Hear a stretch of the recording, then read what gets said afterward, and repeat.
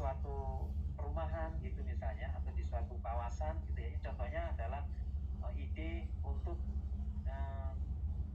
buka resto lah, kurang lebih begitu ya. Nah ini contoh sederhananya gitu ya Mas Randi ya.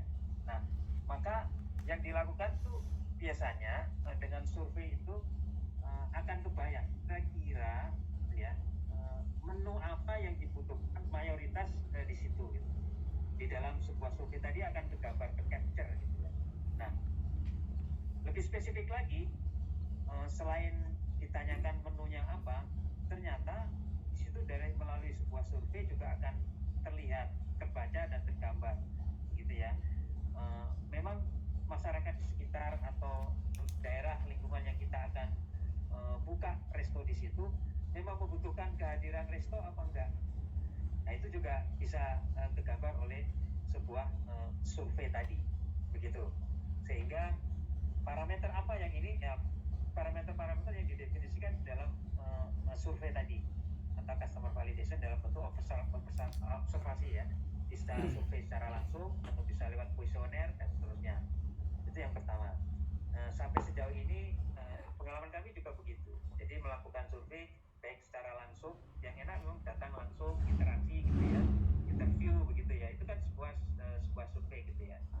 Kalau ukur. Dan kemudian yang kedua, benar. Ukuran yang kedua kita dan juga teori-teori yang kita coba pelajari, praktis dari yang lain dan seterusnya, itu memang menggunakan MVP tadi ya. Jadi minimum valuable product atau prototype. Jadi kita coba uji cobakan dulu. Jadi kalau dalam konteks tadi Mas Andi bergerak di bidang apa Mas? Di bidang komunitas sosial kayak dakwah anak-anak muda gitu. Oh, dakwah anak-anak muda. Oke. Nah ini yang challenge-nya ya.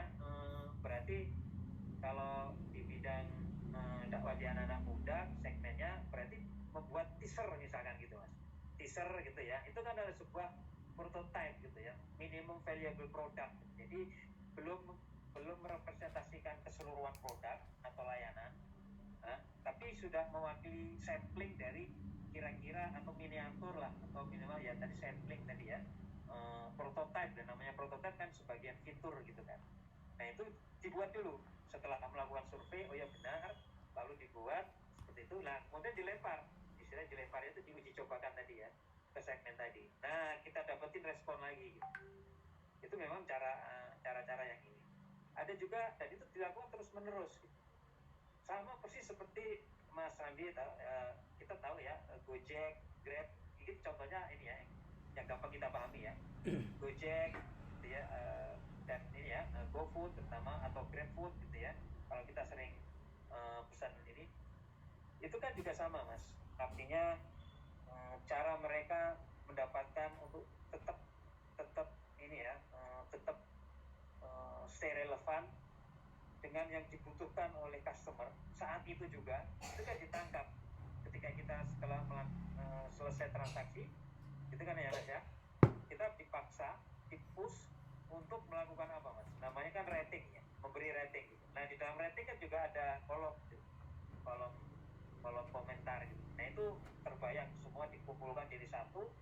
Di belakangnya ini tim data scientist-nya Gojek dan seterusnya, Grab itu ada mereview semua, dan itu ternyata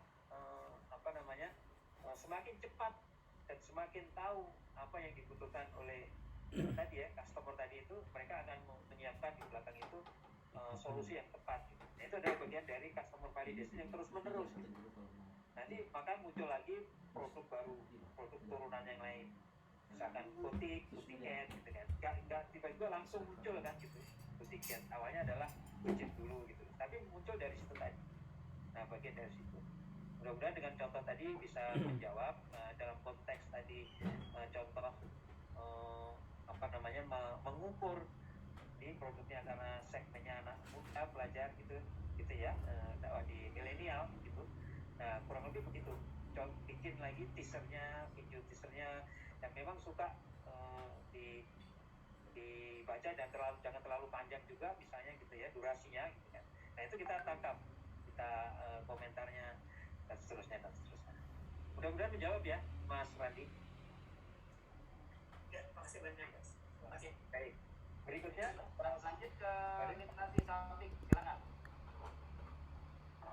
Oke, baik, terima kasih kesempatannya dan juga terima kasih kepada Coach yang sudah menyampaikan.